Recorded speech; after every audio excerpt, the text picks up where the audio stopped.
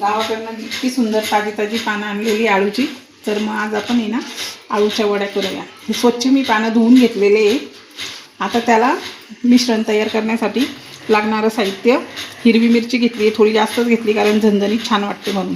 आणि इथे लसूण घेतला आहे, जिरं घेतलं आहे आणि वरून लिंबू पिळणार आहे.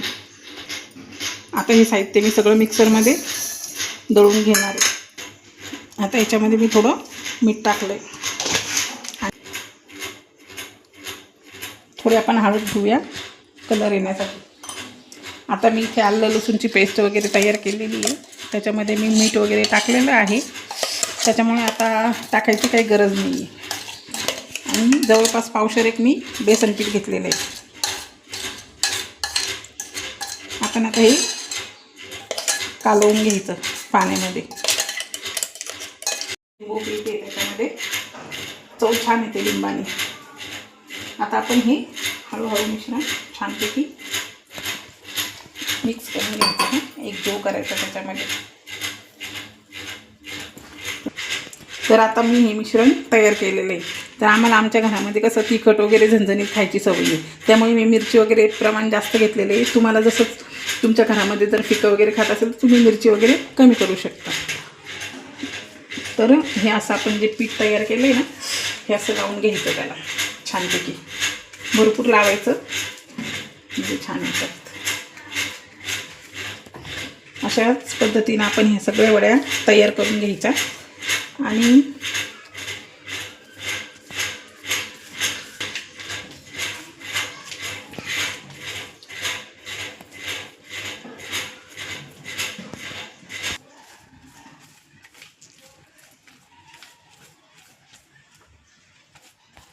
ह्या पद्धतीने असं आपण पीठ लावून घ्यायचं. आणि मग अशी गोल हे करायची, गोल रोल बनवून घ्यायचे आणि मग नंतर वाफवून घ्यायचे. सगळ्या अशाच पद्धतीने करायच्या. आपण आता आपल्या आळूच्या वड्या तयार झालेल्या आहेत. आपण आता फोडणी देऊया. आणि इथे मी एक उभी तेल टाकणार आहे, जेणेकरून म्हणजे खाली चिटकायला नको. तर काही म्हणजे कसं ह्याच्यामध्ये बॉईल करतात, आपली मोदकाची चाळण असते त्याच्यामध्ये उकळून घेतात. पण तसं नाही, माझी पद्धत वेगळी आहे. मी असं म्हणजे एक उभी तेल टाकते, त्याच्यानंतर पाण्यामध्ये डायरेक्ट शिजून घेताना ती चवच वेगळी असते. बघा आपलं तेल तापलं आहे. आता आपण अशी फोडणी द्यायची. 1 ग्लास पाणी टाकायचं, ह्याला उकळी येऊ द्यायची. उकळी आल्यानंतर आपण हे, आता तुम्ही बघू शकता आपल्या पाण्याला कशी छानशी उकळी आलेली. आता त्याच्यामध्ये मी हे सोडते. अशा पद्धतीने आपल्याला हे उकळून घ्यायचे त्या पाण्यामध्ये. आणि 15 ते 20 मिनटं ह्याच्यामध्ये आपण झाकण ठेवूया, म्हणजे तयार होतात. आता बघा हे आपल्या आळूच्या वड्या एकदम तयार झालेल्या आहेत. आपण आता यांना काढून घेऊया. आता अशा पद्धतीने आपण कट करूया आणि मग नंतर ह्या छानशा अशा फ्राय करायच्या. हे बघा तुम्ही बघू शकता मी कशा कट करते. अशा पद्धतीने छान कट करून घ्यायच्या. आणि मी तळणार नाही आहे, मी फ्राय करणार आहे.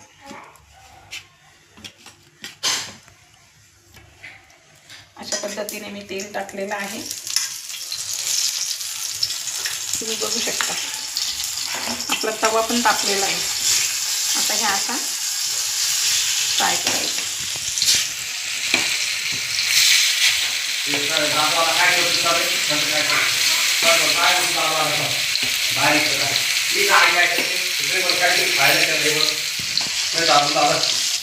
तुम्ही बघू शकता आपल्या वड्या ह्या पद्धतीने फ्राय करायच्या.